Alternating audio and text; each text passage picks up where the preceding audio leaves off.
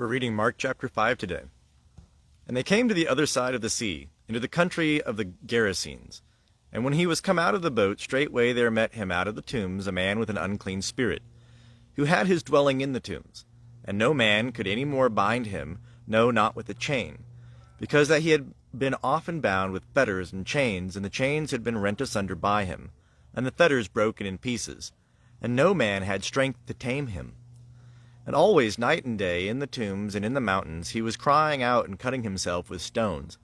And when he saw Jesus from afar, he ran and worshipped him. And crying out with a loud voice, he saith, What have I to do with thee, Jesus, thou Son of the Most High God? I adjure thee by God, torment me not.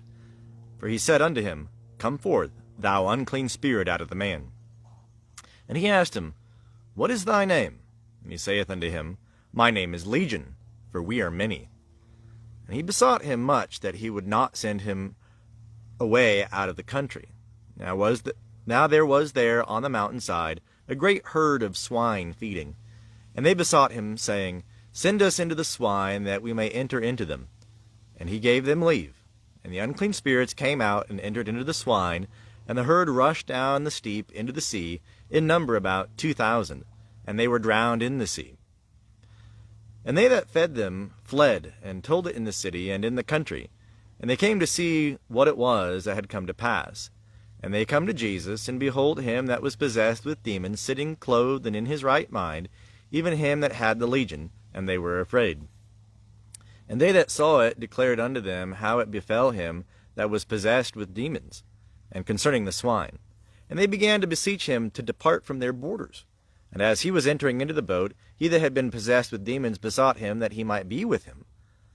And he suffered him not, but saith unto him, Go to thy house unto thy friends, and tell them how great things the Lord hath done for thee, and how he had mercy on thee. And he went his way, and began to publish in Decapolis how great things Jesus had done for him, and all men marveled. And when Jesus had crossed over again in the boat unto the other side, a great multitude was gathered unto him, and he was by the sea.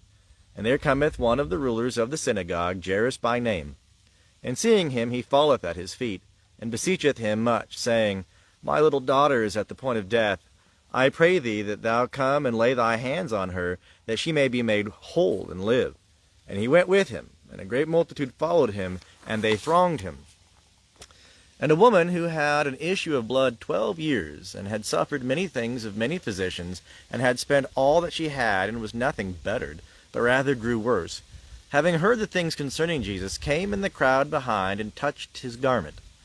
For she said, If I touch but his garments, I shall be made whole. And straightway the fountain of her blood was dried up, and she felt in her body that she was healed of her plague. And straightway Jesus, perceiving in himself that the power proceeding from him had gone forth, turned him about in the crowd, and said, Who touched my garments? And his disciples said unto him, Thou seest the multitude thronging thee, and sayest thou, Who touched me? And he looked round about to see her that had done this thing. But the woman, fearing and trembling, knowing what had been done to her, came and fell down before him, and told him all the truth. And he said unto her, Daughter, thy faith hath made thee whole. Go in peace, and be whole of thy plague. While he yet spake, they come from the ruler of the synagogue's house, saying, Thy daughter is dead. Why troublest thou the teacher any further? But Jesus, not heeding the word spoken, saith unto the ruler of the synagogue, Fear not, only believe.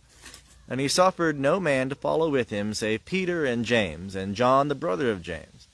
And they come to the house of the ruler of the synagogue, and he beholdeth a tumult, and many weeping and wailing greatly. And when he was entered in, he saith unto them, Why make ye a tumult and weep? The child is not dead, but sleepeth. And they laughed him to scorn. But he, having put them all forth, taketh the father of the child and her mother, and them that were with him, and goeth in where the child was. And taking the child by the hand, he saith unto her, Talitha cumi, which is, being interpreted, Damsel, I say unto thee, arise. And straightway the damsel rose up and walked, for she was 12 years old. And they were amazed straightway with a great amazement. And he charged them much that no man should know this, and he commanded that something should be given her to eat.